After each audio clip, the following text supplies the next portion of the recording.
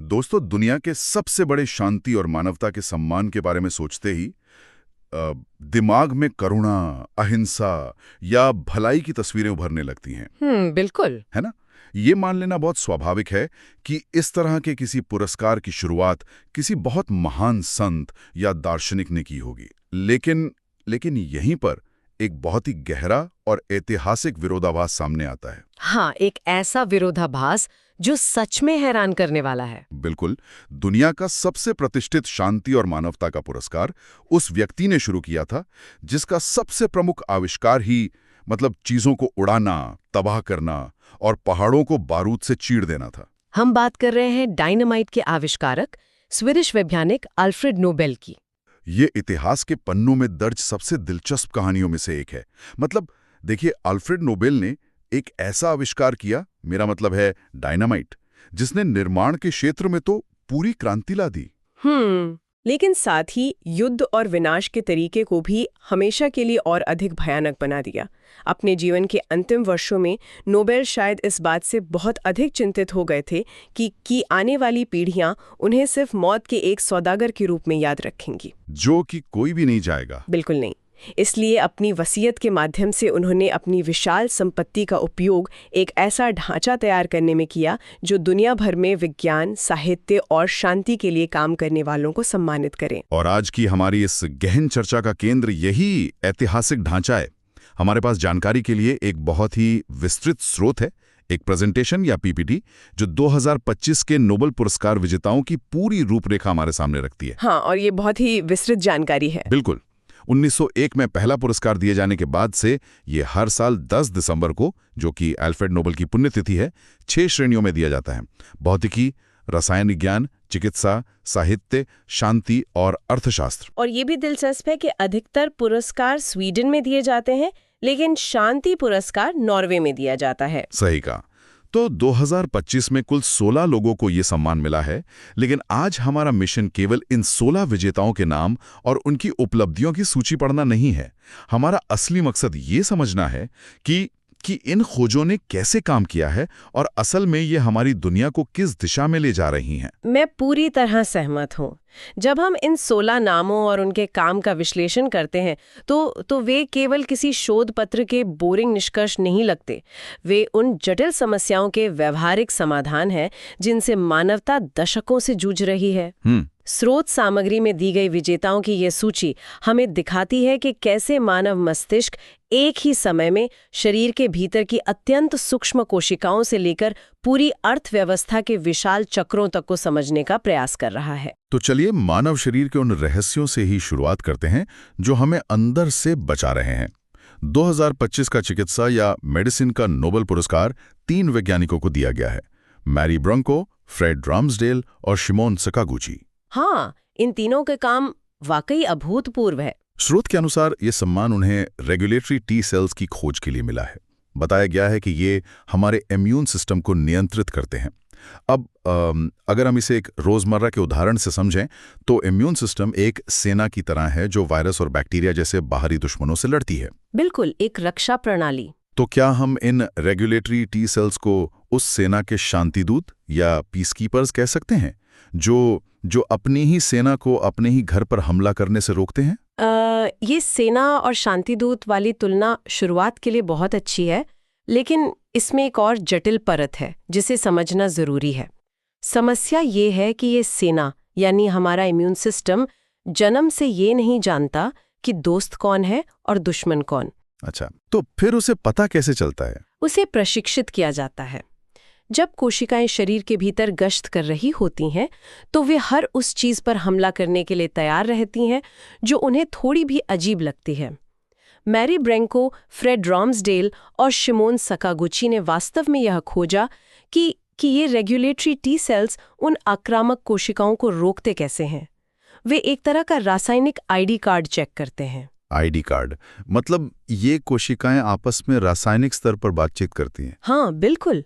जब एक सामान्य टी सेल किसी स्वस्थ कोशिका पर हमला करने वाली होती है तो रेगुलेटरी टी सेल्स वहां पहुंचकर विशिष्ट प्रोटीन और रासायनिक संकेत छोड़ते हैं। यह संकेत उस आक्रामक सेल को शांत कर देता है। इस पूरी प्रक्रिया को सेल्फ टॉलरेंस कहते हैं। Self tolerance. हाँ, और जब ये प्रणाली विफल हो जाती है तो हमारे शरीर की सेना सचमुच हमारे ही अंगों को नष्ट करने लगती है। तो क्या इसका मतलब ये है कि जैसे टाइप 1 डायबिटीज या आर्थराइटिस जैसी बीमारियां हैं जहां शरीर खुद को नुकसान पहुंचाता है, वो असल में इन्हीं रेगुलेटरी टी सेल्स के काम ना करने का नतीजा है? बिल्कुल सही पकड़े आप। इन्हीं को ऑटो इम्यून बीमारियां कहते हैं। इन 3 वैज्ञानिकों की खोज ने हमें ये समझाया है कि कैसे हम इन रेगुलेटरी टी सेल्स की संख्या या उनकी ताकत को बढ़ाकर इन बीमारियों का इलाज कर सकते हैं। अरे वाह, ये तो बहुत बड़ी बात है। और इसका उल्टा भी उतना ही सच है। कैंसर जैसी बीमारियों में कभी-कभी ट्यूमर इन रेगुलेटरी टी सेल्स का इस्तेमाल एक ढाल की तरह करते हैं ताकि शरीर का इम्यून सिस्टम कैंसर पर हमला न करे। अच्छा, मतलब कैंसर उन्हें बेवकूफ बना देता है। हाँ, तो अगर हम इन शांति दूतों को थोड़ी देर के लिए हटा दें या बंद कर दें तो हमारा शरीर खुद कैंसर से लड़ सकता है। मतलब ये सिर्फ रक्षा करने के बारे में नहीं है, बल्कि ये समझने के बारे में है कि शरीर के उस कंट्रोल रूम के स्विच को कैसे चालू या बंद किया जाए। एकदम सटीक बात कही आपने। अब अगर चिकित्सा विज्ञान हमें शरीर के अंदरूनी पर्यावरण पर इतना नियंत्रण दे रहा है, तो 2025 का रसायन विज्ञान यानी केमिस्ट्री का नोबेल पुरस्कार हमें हमारे बाहरी पर्यावरण पर नियंत्रण दे रहा है। हाँ, सुसुमु कितागावा, रिचर्ड रॉबसन और उमर एम यागी का काम। बिल्कुल, इन तीनों को मेटल ऑर्गेनिक फ्रेमवर्क्स या MOFs विकसित करने के लिए सम्मानित किया गया है। हमारे PPT स्रोत के मुताबिक इनका उपयोग गैस स्टोरेज, पानी को शुद्ध करने और कार्बन कैप्चर यानी प्रदूषण कम करने में होता है। इसे सुनकर तो मेरे दिमाग में एक जादुई माइक्रोस्कोपिक स्पंज की तस्वीर बन रही है। स्पंज का विचार इसके काम करने के तरीके को समझने के लिए अच्छा है, लेकिन देखिए, स्पंज अंदर से बहुत बेतरतीब होते हैं। MOFs असल में आणविक स्तर पर यानी मॉलिक्यूलर लेवल पर बनाए गए बेहद सटीक और व्यवस्थित पिंजरे होते हैं। पिंजरे? जैसे जेल के पिंजरे? एक तरह से हाँ। कितागावा, रॉबसन और यागी ने जो किया वो रसायन विज्ञान में लेगो ब्लॉक्स से इमारत बनाने जैसा है। इसमें लेगो के कुछ टुकड़े धातु के होते हैं जो कोनों का काम करते हैं और उन्हें जोड़ने वाले टुकड़े कार्बनिक अणुओं के होते हैं। लेकिन इन ढांचों या पिंजरों में ऐसा क्या खास है जो हमारे घर के आम फिल्टर में नहीं होता? इनकी सबसे बड़ी खासियत इनकी सतह का क्षेत्रफल है। ये इतने ज्यादा खोखले होते हैं कि अगर आप सिर्फ 1 ग्राम MOF को पूरी तरह से खोलकर फैला दें तो वो एक पूरे फुटबॉल के मैदान को ढक सकता है। 1 ग्राम? एक फुटबॉल मैदान के बराबर? ये तो अविश्वसनीय है। हाँ, और इसी विशाल खाली जगह के कारण ये गैसों को सोखने में इतने सक्षम हैं। और सबसे महत्वपूर्ण बात यह है कि चूंकि वैज्ञानिकों ने इन्हें लेगो की तरह बनाया है, वे इसके छेदों का आकार इस तरह तय कर सकते हैं कि ये केवल एक विशिष्ट गैस जैसे कि कार्बन डाइऑक्साइड को ही फंसाए और बाकी हवा को गुजरने दे। यहां मुझे थोड़ा संदेह हो रहा है। मतलब प्रयोगशाला में 1 ग्राम MOF बनाकर कार्बन के कुछ अणुओं को फंसाना एक बात है, लेकिन जब हम जलवायु परिवर्तन की बात करते हैं तो हवा में अरबों टन कार्बन है। मैं समझ रही हूँ आप क्या कहना चाह रहे हैं। क्या हम सच में इतने बड़े पैमाने पर इन स्पंज या पिंजरों को बना सकते हैं कि वो पूरी दुनिया के प्रदूषण को सोख सकें? क्या ये व्यावहारिक है? देखिए, ये एक बहुत ही जायज सवाल है। इसका लक्ष्य आसमान में कोई एक विशाल स्पंज लटकाना नहीं है। इसका असली उपयोग सोर्स पर होता है। सोर्स पर? मतलब जहां से धुआं निकल रहा है? बिल्कुल। कारखानों की चिमनियों के अंदर या वाहनों के निकास पाइपों में MOFs की परतें लगाई जा सकती हैं। जो धुआं बाहर निकलता है उसे वायुमंडल में जाने से पहले ही ये फ्रेमवर्क सोख लेता है। फिर उस फंसी हुई गैस को सुरक्षित रूप से निकाला जा सकता है और शायद किसी अन्य काम में इस्तेमाल किया जा सकता है। हाँ, जैसे सिंथेटिक ईंधन बनाने में।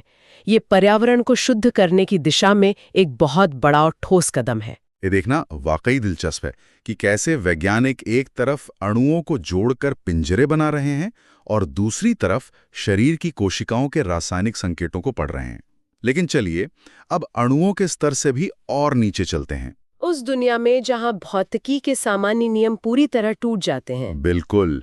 2025 का भौतिकी यानी फिजिक्स का नोबेल पुरस्कार John Clark, Michel H. Devrath और जॉन M. मार्टिनेस को मिला है। स्रोत में उनकी खोज का नाम बहुत भारी भरकम दिया गया है, इलेक्ट्रिक सर्किट में मैक्रोस्कोपिक क्वांटम टनलिंग।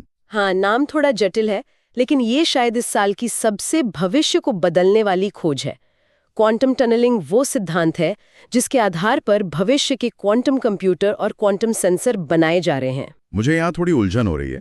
जब हम टनलिंग कहते हैं तो आम जिंदगी में टनल या सुरंग का मतलब है पहाड़ के आर पार रास्ता बनाना। अगर मैं किसी दीवार की तरफ दौड़ूं तो मैं दीवार से टकरा कर रुक जाऊंगा। मैं जादू से दीवार के पार नहीं जा सकता। तो क्या इलेक्ट्रॉन दीवार के आर पार जादू से गुजर जाते हैं? सामान्य भौतिकी में बिल्कुल ऐसा ही होता है। जैसा आपने कहा, अगर आपके पास दीवार कूदने की ऊर्जा नहीं है तो आप उस पार नहीं जा सकते।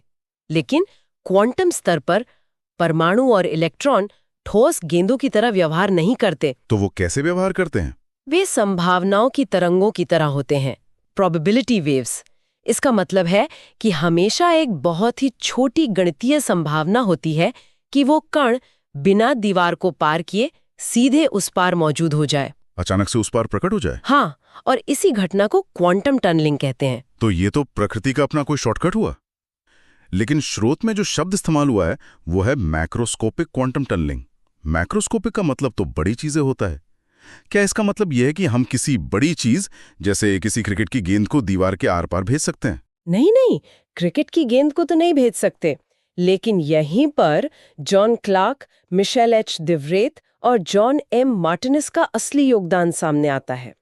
पहले वैज्ञानिक मानते थे कि क्वांटम टनलिंग केवल एक अकेले इलेक्ट्रॉन के स्तर पर ही हो सकती है। अच्छा। लेकिन इन तीनों ने दिखाया कि हम ऐसे कृत्रिम इलेक्ट्रॉनिक सर्किट बना सकते हैं जहां एक भी इलेक्ट्रॉन नहीं बल्कि इलेक्ट्रॉनों का एक बहुत बड़ा समूह एक साथ मिलकर क्वांटम टनलिंग कर सकता है। इसका मतलब उन्होंने क्वांटम दुनिया के अजीबोगरीब नियमों को प्रयोगशाला में एक ऐसे इलेक्ट्रॉनिक सर्किट पर लागू कर दिया जिसे हम उपकरणों से माप सकते हैं और नियंत्रित कर सकते हैं। बिल्कुल, उन्होंने प्राकृतिक परमाणुओं पर निर्भर रहने के बजाय अपना खुद का कृत्रिम परमाणु बना लिया, और यही कृत्रिम परमाणु आज के क्वांटम कंप्यूटरों की मूल इकाई हैं, जिन्हें हम क्यूबिट कहते हैं। तो इसी खोज की वजह से क्वांटम कंप्यूटिंग संभव हो पा रही है। जी हाँ, इसी की वजह से आज दुनिया भर में ऐसी मशीनें बन रही हैं जो उन गणनाओं को कुछ सेकंड में हल कर सकती हैं जिन्हें आज के सबसे शक्तिशाली सुपर कंप्यूटर भी हजारों साल में नहीं कर पाएंगे।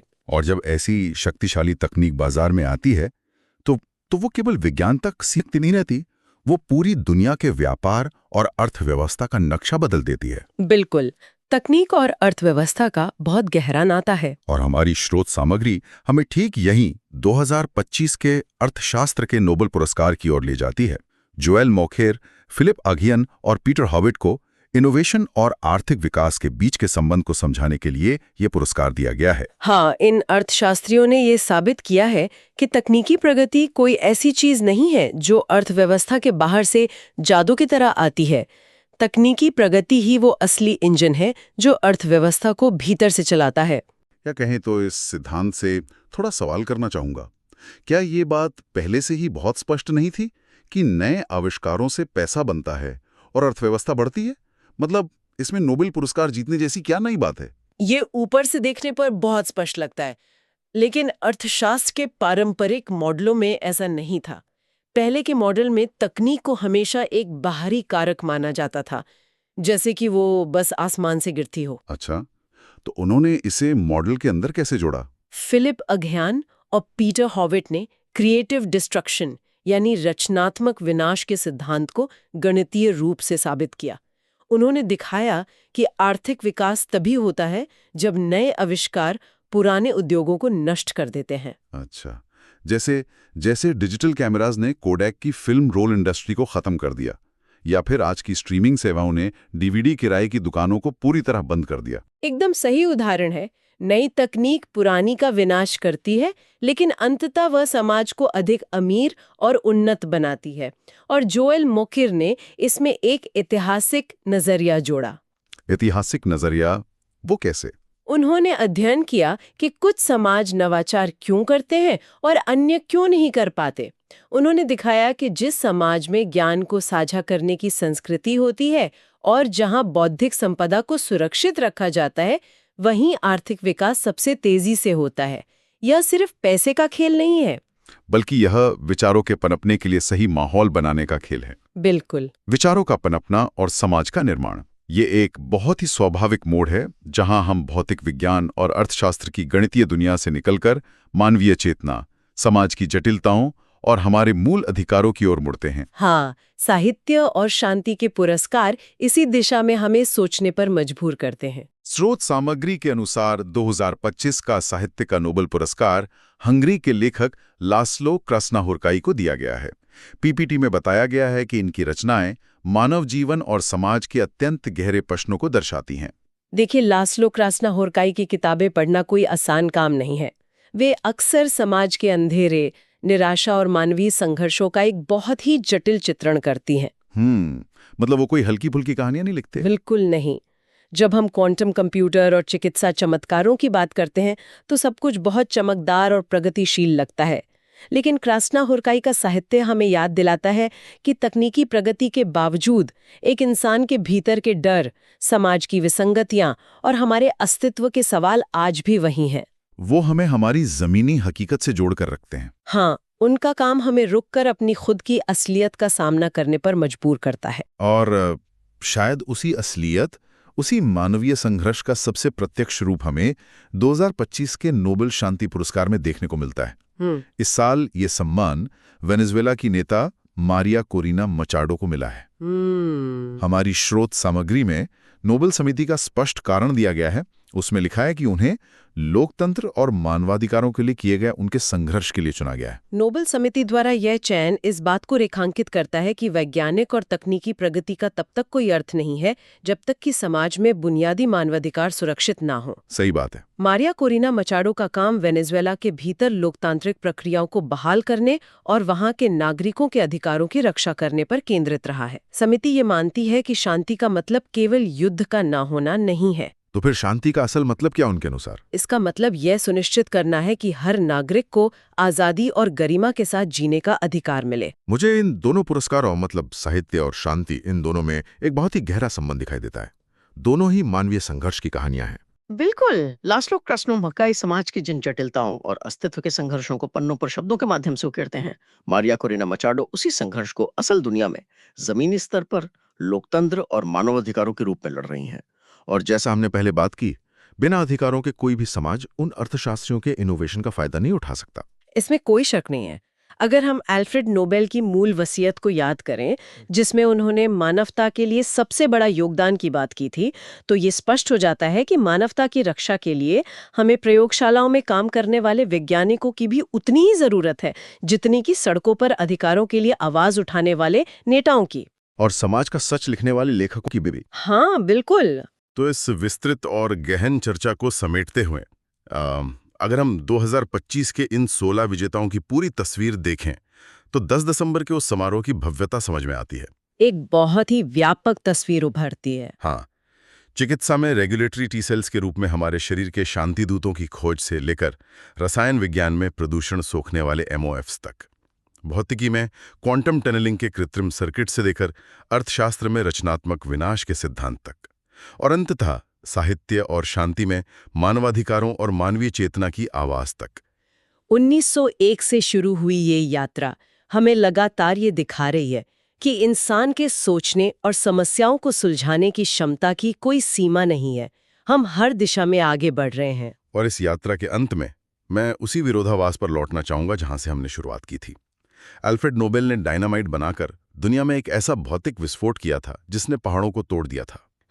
एक विनाशकारी विस्फोट। लेकिन जब हम 2025 के इन विजेताओं को देखते हैं, क्वांटम तकनीक, जेनेटिक और रासायनिक नियंत्रण और मानवाधिकारों की अटूट मांग, तो हम देखते हैं कि इन्होंने एक बहुत बड़ा बौद्धिक विस्फोट किया है। हाँ, एक ऐसा विस्फोट जो निर्माण कर रहा है। बिल्कुल, ये भौतिक दुनिया के नियमों को फिर से लिख रहा है।